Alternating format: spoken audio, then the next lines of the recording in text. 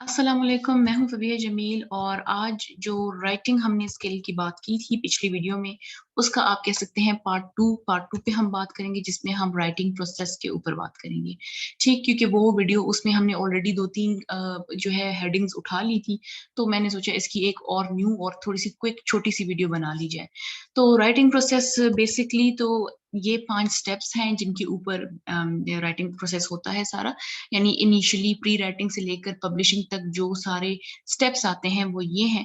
लेकिन ये steps linear नहीं चलते डायरेक्टली ये हम ये नहीं कह सकते कि एक स्टेप दोबारा रिपीट नहीं होता। ये स्टेप्स जो है ऑन एंड ऑफ बार-बार राइटिंग के साथ रिपीट होते रहते हैं। आप गूगल में भी जाके अगर इसको आप सर्च करें और आप पिक्चर्स देखें तो आपको डिफरेंट किस्म के एरोज़ एक दूसरे को ओवरलिंक करते हुए, ओवरलैप करते हुए नज़र आएँगे। ठीक है? तो ये 5 हमारे पास बेसिकली राइटिंग के स्टेप्स हैं और सबसे पहले जो हमारे पास है वो प्री राइटिंग है। प्री राइटिंग हमारे पास शुरू तब होता है जब हमने राइटिंग की नहीं होती। अब ये नहीं है कि pre writing it doesn't mean कि हम राइटिंग से पहले कुछ राइट कर रहे हैं। ये बेसिकली स्टार्ट होता है आपके दिमाग से ठीक है? जिस तरीके से हम प्री रीडिंग की बातें करते हैं ना, उसमें हम तस्वीरें देखते हैं, मुख्तलिफ चीज़ों को जोड़ते हैं। इसी तरीके से प्री राइटिंग स्टार्ट होती है जो कि हमारे बेसिकली जो है कॉग्निशन में हम उस बात को फिट करते हैं, अंडरस्टैंड करते हैं जो हमने राइट करनी होती है। It starts before writing and इसमें हम क्या कहते हैं अगेन वही कि हम इसमें आइडियाज़ को ब्रेनस्टॉर्म करते हैं, हम कोशिश करते हैं कि जो आइडिया एक है उस पे मुख्तलिफ किस्म के बार-बार हम आइडियाज़ लेके आएँ ताकि हम उनको राइट कर सकें या जितना कंटेंट हमारे पास एक टॉपिक के मुताल्लिक आ सकता है, हम उसको सोच सकते हैं। Brainstorming does not only mean कि आप खुद ही करें, sometimes you also ask from people but basically what you do is that you take out ideas in your mind. उसके बाद हमारे पास क्या होता है कि आप अपने माइंड में आप लिंक्स बनाते हैं। लिंक्स किस तरीके से बनाते हैं यानी स्केमास आप जो है जोड़ते हैं।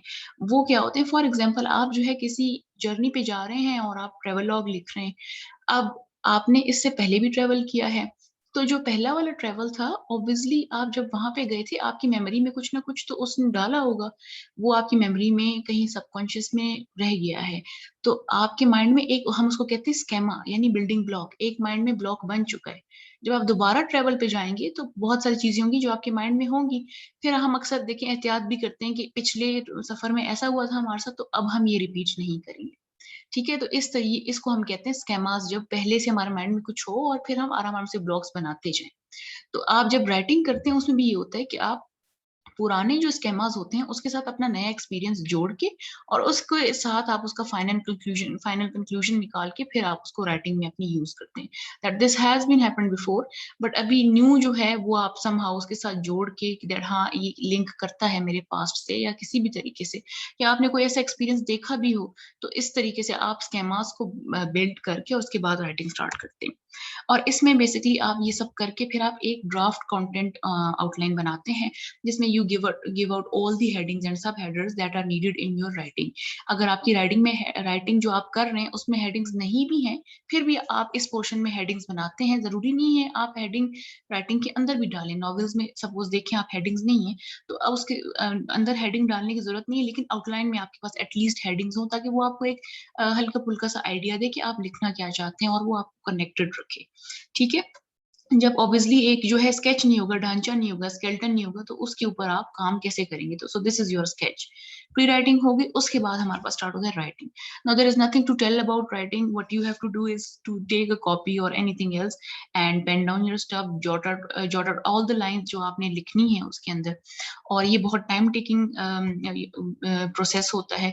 फॉर एग्ज़ाम्पल आप सोचें अगर आपने कोई नॉवल वगैरह लिखना है, तो लोगों को सालों के साल भी लग जाते हैं, रिसर्च भी 6 महीनों में पूरी होती है।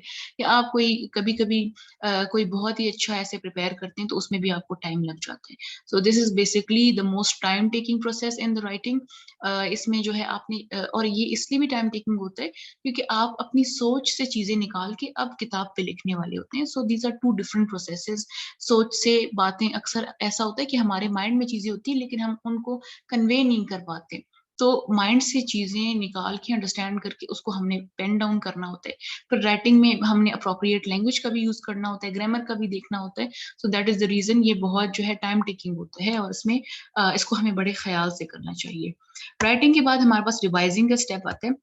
अब रिवाइज़िंग बेसिकली स्टेप 3 है यहाँ पे, लेकिन रिवाइज़िंग आप 10 बार भी करें, नो प्रॉब्लम। यहाँ पे स्टेप 3 इसलिए है क्योंकि राइटिंग करने से पहले तो हम रिवाइज नहीं कर सकते, राइटिंग के बाद ही हम रिवाइज कर सकते हैं। अब रिवीजन स्टार्ट हुई तो अब बार-बार होती रहेगी, ठीक है? It's now an ongoing process. तो रिवीजन में हम क्या करते हैं, रीरीड करते हैं, बार-बार रीड करते हैं, ठीक है? यहाँ पे मैंने रीरीड लिखा है, पहले रीड करते हैं, फिर रीरीड करते हैं।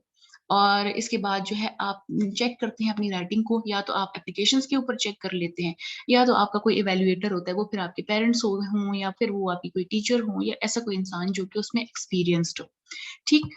और उसके बाद जहाँ पे मैंने पहले बताया कि एक ऑनगोइंग प्रोसेस है क्योंकि हम बार-बार इसको अभी करते रहेंगे रिवीजन को। और इसके बाद है find if you have lost the cohesion. हम रिवीजन करते क्यों हैं? इसलिए हम रिवीजन करते हैं कि क्या हम अपने ट्रैक से तो नहीं हटे, क्या हमारे दो हमने जो पैराग्राफ लिखे वो एक दूसरे से मैच कर रहे हैं, या वो हमने वहां पे लैला की कहानी मजनू की चेंज कर ली और इधर हमने किसी और की कहानी ऐड कर दी। तो हमने ये देखना होता है बेसिकली कि क्या हमने जो बात की थी वो मुस्तकिल मिजाजी में वैसे ही चल रही है, या हम अपनी बात से हट चुके हैं या बंद कर चुके हैं। इस तरीके से तो ऐसा लगता है ना कि हमने एक ही डॉक्यूमेंट में 2-3 चैप्टर्स लिख लिए हैं या एक ही नॉवल में 2-3 नॉवेल्स लिख लिए। तो we have to check if we have lost the cohesion. और उसके बाद कि हमने ये देखना है कि जो हमने थीम सोचा था अपनी बात का, अपने वर्क का हमने थीम सोचा था, क्या अभी भी मेरी राइटिंग उसी के इर्द-गिर्द रिवॉल्व कर रही है या नहीं?